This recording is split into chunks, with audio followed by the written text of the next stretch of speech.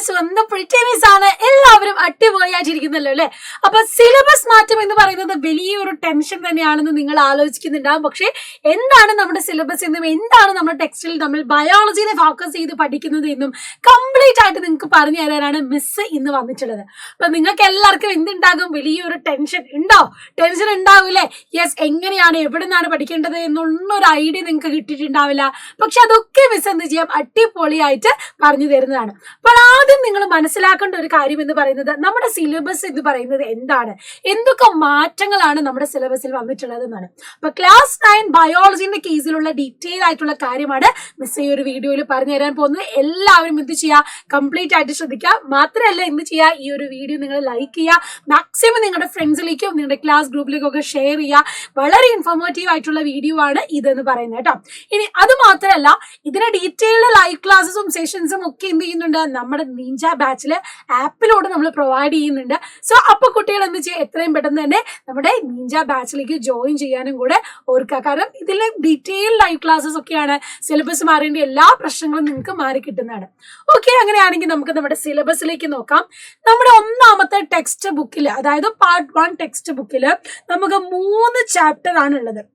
3 ചാപ്റ്ററുകളാണ് ഉള്ളത്, 3 പാഠഭാഗം. 2 life process, അതായത് ജീവൽ പ്രക്രിയകളിലേക്ക്. Digestion and transport of nutrients, അതായത് ദഹനവും പോഷക സംവഹനവും. 3-ാമത്തേത് റെസ്പിറേഷൻ ആൻഡ് എക്സ്ക്രീഷൻ, അതായത് ശ്വസനവും വിസർജനവും. കഴിഞ്ഞ പാഠഭാഗത്ത് എന്ന് പറഞ്ഞാൽ നിങ്ങൾക്ക് 1-ാം പാഠഭാഗത്ത് ഫോട്ടോസിന്തസിസ്, അതുപോലെ തന്നെ പ്ലാന്റ്സിലുള്ള ഡൈജഷൻ കാര്യങ്ങളൊക്കെ ഡീറ്റെയിൽ ആയിട്ട് പഠിക്കുക എന്നുള്ളതായിരുന്നു. ഇപ്പൊ ഈ ഒരു പാഠഭാഗത്ത് അല്ലെങ്കിൽ ഇത് സിലബസ് മാറ്റി വന്നപ്പോൾ എന്തൊക്കെ മാറ്റങ്ങൾ വന്നു? അതിന് തുടക്കത്തിലായിട്ട് നിങ്ങൾക്ക് നല്ലൊരു ഇൻട്രൊഡക്ഷൻ, എന്താണ് ബയോമോളിക്യൂൾ, എന്താണ് മെറ്റബോളിസം എന്നൊക്കെ ഡീറ്റെയിൽ ആയിട്ട് കൊടുക്കുന്നുണ്ട്. അതുപോലെ തന്നെ 2-ാം പാഠഭാഗത്ത് എന്താണ്, വളരെ ഇലാബറേറ്റ് ആയിട്ട് നിങ്ങൾക്ക് ഡൈജഷനും കൂടെ ട്രാൻസ്പോർട്ട് ഓഫ് ന്യൂട്രിയൻസ്, അതായത് നിങ്ങളുടെ ബ്ലഡ് സർക്കുലേഷനും കാര്യങ്ങളും അത് നല്ല ലാണ് പഠിപ്പിക്കുന്നത്. കാരണം SCERT സിലബസ് ആണെങ്കിൽ കൂടെ NCERT ലെവലിലേക്ക് എന്ത് ചെയ്തിട്ടുണ്ട്, നിങ്ങൾക്ക് പഠിക്കാനുള്ള ഭാഗങ്ങളെ ഒന്നും കൂടി ഉയർത്തിയിട്ടുണ്ട്. മാത്രമല്ല നല്ല ഡീപ്പായിട്ടാണ് അതിലുള്ള പോയിന്റ്സുകളും വരുന്നത്. 3-ാമതായിട്ട് നിങ്ങൾ ഈ കാണുന്ന ചാപ്റ്റർ ഉണ്ടല്ലോ, കഴിഞ്ഞ പ്രാവശ്യം 9-ാം ക്ലാസ്സിലെ കുട്ടികൾക്ക് 4-ാമത്തെ പാഠമായിരുന്നു റെസ്പിറേഷൻ, 5-ാമത്തെ പാഠമായിരുന്നു എക്സ്ക്രീഷൻ എന്ന് പറയുന്നത്. റെസ്പിറേഷൻ എക്സ്ക്രീഷൻ വേറെ വേറെ പാഠമായിരുന്നു. പക്ഷെ ഇപ്പോൾ നിങ്ങളുടെ സിലബസിൽ അത് കുറച്ചുകൂടി എളുപ്പമാക്കി. കാരണം കണക്ട് ചെയ്ത് പഠിക്കാം. വലിയൊരു ചാപ്റ്റർ ആണത്. രണ്ടും നമ്മൾ എന്ത് ചെയ്യുന്നുണ്ട്, ഈ ഒരു 3-ാമത്തെ ചാപ്റ്ററിൽ പഠിക്കുന്നുണ്ട്. ഇതാണ് ബേസിക് ആയിട്ട് ചാപ്റ്ററുകളിൽ വന്ന മാറ്റം. ഇനി നമുക്ക് 1-ാം പാഠത്തിൽ എന്തൊക്കെയാണ് പഠിക്കാനുള്ളതെന്ന് നോക്കിയാലോ. 1-ാം പാഠത്തിൽ നിങ്ങൾക്ക് അറിയാം മെറ്റബോളിസം, എന്തൊക്കെ പ്രവർത്തനങ്ങളാണ് നമ്മുടെ ശരീരത്തിനുള്ളിൽ നടക്കുന്നത്, ആ കുറേ പ്രക്രിയകളെ കുറിച്ച് പഠിക്കുന്നുണ്ട്. അതാണ് അവിടെ നമ്മൾ പഠിക്കുന്നത്.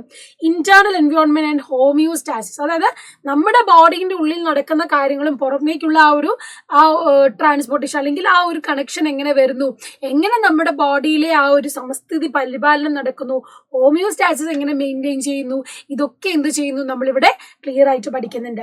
പിന്നെയോ plasma membrane and exchange of substances അല്ലെ. ഇവിടെ നിങ്ങൾക്ക് കാണാൻ കഴിയും നമ്മളെ എങ്ങനെയാണ് ഓരോ സെല്ലിന്റെ ഉള്ളിലും ട്രാൻസ്പോർട്ടേഷൻ നടക്കുന്നത്, നമ്മളെ എങ്ങനെയാണ് ഈ മാറ്റങ്ങൾ കൊണ്ടുവരുന്നത് എന്നൊക്കെ, പദാർത്ഥ വിനിമയം, ഇതൊക്കെ നമ്മൾ എന്ത് ചെയ്യുന്നുണ്ട്, ഇവിടെ ക്ലിയർ ആക്കി കാണുന്നുണ്ട്. ഇനി കാണുന്നുണ്ടല്ലോ. ഇനി ഫോട്ടോസിന്തസിസ് ആൻഡ് ന്യൂട്രിയൻസ്, ഇവിടെ നമ്മൾ കഴിഞ്ഞ സിലബസിലുള്ള പോലെ, അതായത് കഴിഞ്ഞ വർഷങ്ങളിലുള്ള പോലെ തന്നെ ഫോട്ടോസിന്തസിനെ പറ്റി ഡീറ്റെയിൽ ആയിട്ട് പഠിക്കുന്നുണ്ട്. സസ്യ സേവനങ്ങൾ, നമുക്ക് ക്രോപ്പ് പ്രൊഡക്ഷൻ, ഫുഡ് പ്രോഡക്ട്സ് അല്ലാതെ പല രീതിയിലുള്ള പ്രോഡക്റ്റുകൾ കിട്ടുന്നുണ്ട്. അതിനെ പറ്റിയും ഡീറ്റെയിൽ ആയിട്ട് നമ്മൾ കാണുന്നുണ്ട്. അതുപോലെ പ്ലാന്റ് പ്രൊട്ടക്ഷൻ, സസ്യ സംരക്ഷണം, ഓഷ്യൻസിനെ പറ്റി, സമുദ്രങ്ങളെ പറ്റിയും ഒക്കെ നമ്മൾ ഈ ഒരു പാഠഭാഗത്തിൽ ഡീറ്റെയിൽ ആയിട്ട് പഠിക്കുന്നുണ്ട്. അപ്പൊ ആ കാര്യങ്ങളൊക്കെ എന്ത് ചെയ്യുന്നു ഇവിടെ നമ്മൾ കാണുന്നതാണ്. എന്താണ് ബയോമോളിക്യൂളുകൾ, നമ്മൾ ഈ പഠിക്കുന്ന കാർബോഹൈഡ്രേറ്റ്, പ്രോട്ടീന്, അതുപോലെ ന്യൂക്ലിക് ആസിഡുകൾ, ഇതൊക്കെ എന്താണെന്ന് പഠിക്കുന്നു. എൻസൈംസും അതുപോലെ ഹോർമോൺസുകളും എന്താണ്. കാരണം 10-ാം ക്ലാസ്സിലേക്ക് നിങ്ങൾ കയറുമ്പോൾ ബേസിക് ആയിട്ട് വേണ്ടതാണ് എന്ത്, എൻസൈംസും ഹോർമോൺസും എന്താണെന്നൊക്കെ അറിയാം. അത് ഈ ഒരു പാഠഭാഗത്ത് നല്ലോണം നിങ്ങൾ പഠിക്കുന്നുണ്ട്. അത് കഴിഞ്ഞ് പ്രകാശ സംശ്ലേഷണം ഡീറ്റെയിൽ ആയിട്ട് പഠിക്കുന്നു. ഈ പറയുന്ന സ്റ്റോർഡ് ഫുഡ്സുകൾ എങ്ങനെയാണ് പ്ലാന്റ്സിലുള്ളത്, അതുപോലെ ഓഷ്യൻസും അതിലെ പ്ലാന്റിന്റെ വലിയ വലിയ ഇമ്പോർട്ടൻസ് ആയിട്ടുള്ള പോയിന്റുകളൊക്കെ എന്ത് ചെയ്യുന്നുണ്ട്, കുറച്ചുകൂടെ അഡ്വാൻസ്ഡ് ആയിട്ട് ഈ പാഠഭാഗത്ത് നമ്മൾ പഠിക്കുന്നുണ്ട്. ഇനി അടുത്ത പാഠത്തിലേക്ക് കിടക്കും, അതായത് സെക്കൻഡ് ചാപ്റ്ററിലേക്ക് കിടക്കുമ്പോൾ കഴിഞ്ഞ പ്രാവശ്യം ഡൈജഷന്റെ ഒരു ചാപ്റ്റർ വേറെയും അതുപോലെ തന്നെ ട്രാൻസ്പോർട്ടേഷൻ സർക്കുലേഷന്റെ ചാപ്റ്റർ വേറെയുമായിരുന്നു. ഇവിടെ അത് രണ്ടും കൂടെ കൂട്ടി നല്ല ലിങ്ക് ചെയ്തിട്ടാണ് കൊടുത്തിട്ടുള്ളത്. അപ്പൊ നമ്മൾ എന്ത് ചെയ്യുന്നു, നമ്മുടെ ശരീരത്തിലുള്ള ഡൈജസ്റ്റീവ് സിസ്റ്റം, ദഹന വ്യവസ്ഥ, ഡൈജഷൻ എങ്ങനെയാണ്, ദഹനം എങ്ങനെയാണ്, അബ്സോർപ്ഷൻ എങ്ങനെയാണ് ന്യൂട്രിയൻസ് അപ്ടേക്ക് ചെയ്യുന്നത്, ഇതൊക്കെ നമ്മൾ പഠിക്കുന്നുണ്ട്. അത് മാത്രമല്ല വില്ലസിന്റെ ഷേപ്പ്, പിന്നെ ട്രാൻസ്പോർട്ടേഷനിലേക്ക് വരുമ്പം അതിലെ structure of blood, heart, health of heart, രക്തത്തിന്റെ ഘടന, സസ്യങ്ങളിൽ എങ്ങനെ സംവരണം നടക്കുന്നു, ഇതൊക്കെ പഠിക്കുന്നുണ്ട്. ഇതിന്റെ മുന്നേ ഉള്ള അതായത് ഇതിന്റെ ബേസിക്സ് കിടക്കുന്നത് നിങ്ങളുടെ 6th അതുപോലെ 7th ക്ലാസ്സിലാണ് കേട്ടോ. 6ാം ക്ലാസ്സിലും 7ാം ക്ലാസ്സിലുമാണ് എന്ത് ഈ പഠിക്കുന്ന കാര്യത്തിന് ബേസിക് ഉള്ളത്.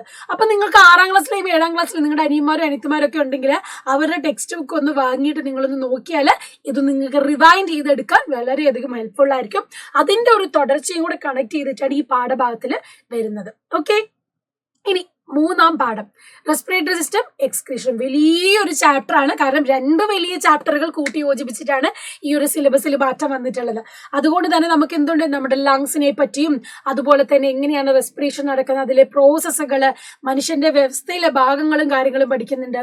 അത് മാത്രമല്ല കഴിഞ്ഞിട്ടില്ല, എക്സ്ക്രീഷനിലേക്ക് വരുമ്പം എങ്ങനെയാണ് യൂറിൻ ഫോർമേഷൻ നടക്കുന്നത്, എക്സ്ക്രീറ്ററി സിസ്റ്റം എന്തൊക്കെയാണ്, കിഡ്നീനെ പറ്റിയും വൃക്കകളുടെ ആ ഒരു സ്ട്രക്ചറിനെ പറ്റിയും, ഹീമോ ഡയാലിസിസ്, അതുപോലെ വൃക്ക മാറ്റിവെക്കൽ, അതൊക്കെ നമ്മൾ എന്ത് ചെയ്യുന്നുണ്ട്, ഈ ഒരു പാഠഭാഗത്ത് പഠിക്കുന്നുണ്ട്. അപ്പം എല്ലാ ലൈഫ് പ്രോസസ്സുകളും ഡീറ്റെയിൽ ആയിട്ട് നമ്മൾ ഈ ഒരു 9ാം ക്ലാസ്സിലെ പാർട്ട് 1 ടെക്സ്റ്റ് ബുക്കിൽ പഠിക്കുന്നുണ്ട്. അപ്പൊ ആദ്യം തൊട്ട് ഡൈജഷൻ, അതുപോലെ സർക്കുലേഷൻ, റെസ്പിറേഷൻ, എക്സ്ക്രീഷൻ, ഇത്രയും ഭാഗമാണ് എക്സ്പ്ലെയിൻ ചെയ്ത് പഠിക്കുന്നത്. അത് മാത്രമല്ല 10 +1 +2 ബേസിക്സ് ചേർന്നിട്ടും കൂടി ആയതുകൊണ്ട് നല്ല ഡീറ്റെയിൽ ആയിട്ടാണ് പഠിക്കുന്നത്. അപ്പൊ നല്ല രീതിയിൽ ഫോക്കസ് ചെയ്ത് തന്നെ നിങ്ങൾ പഠിക്കണം. നല്ലോണം റിവൈസ് ചെയ്ത് റിപ്പീറ്റ് ചെയ്തൊക്കെ തന്നെ പഠിച്ചാലേ കോൺസെപ്റ്റുകൾ നിങ്ങളുടെ മനസ്സിലേക്ക് ഇരിക്കുള്ളൂ. അപ്പൊ സിലബസ് എന്തൊക്കെ മാറ്റം വന്നു എന്നുള്ളത് ക്ലിയർ ആയിട്ടുണ്ടല്ലോ മക്കളെ. അപ്പൊ ഈ ഒരു 1ാം പാഠം നല്ല രീതിയിൽ ഫോക്കസ് ചെയ്ത് പഠിക്കുക. വളരെ സിമ്പിൾ ആയിട്ട് നിങ്ങളുടെ കയ്യിലേക്ക് എത്തിക്കാവുന്നതേ ഉള്ളൂ. നല്ലോണം എന്ത് ചെയ്യാം, ഹാർഡ് വർക്ക് ചെയ്യുക, കോൺസെപ്റ്റുകൾ നല്ലോണം ഗ്രാസ്പ് ചെയ്ത് പഠിക്കാൻ ശ്രമിക്കുക. ഓക്കെ, അപ്പൊ എല്ലാം ക്ലിയർ അല്ലേ? അപ്പൊ ഈ ഒരു ടൈം എന്ന് പറയുന്ന ഒരു ഫ്രഷ് സ്റ്റാർട്ട് ചെയ്യാനുള്ള ടൈമാണ്. ഇത് പിന്നീടത്തേക്ക് മാറ്റി വെക്കാതെ എന്ത് ചെയ്യുക, now. Okay, the best time for A fresh start is now. ഇപ്പോൾ തന്നെ നിങ്ങളുടെ പഠനം ആരംഭിക്കുക. നമ്മളെല്ലാവരും നിങ്ങളുടെ കട്ടയ്ക്ക് തന്നെ കൂടെയുണ്ട്. സോ നിങ്ങളുടെ ഫീഡ്ബാക്കും ഇനി എന്തൊക്കെ നിങ്ങൾക്ക് അറിയാനുണ്ട്, ബയോളജിനെ പറ്റി കൂടുതൽ കാര്യങ്ങൾ, ഡൗട്ട്സുകളൊക്കെ ഉണ്ടെങ്കിൽ അതൊക്കെ നിങ്ങളുടെ കമന്റ് ബോക്സിൽ അറിയിക്കുക. നമുക്ക് വീണ്ടും കാണാം. ബൈ.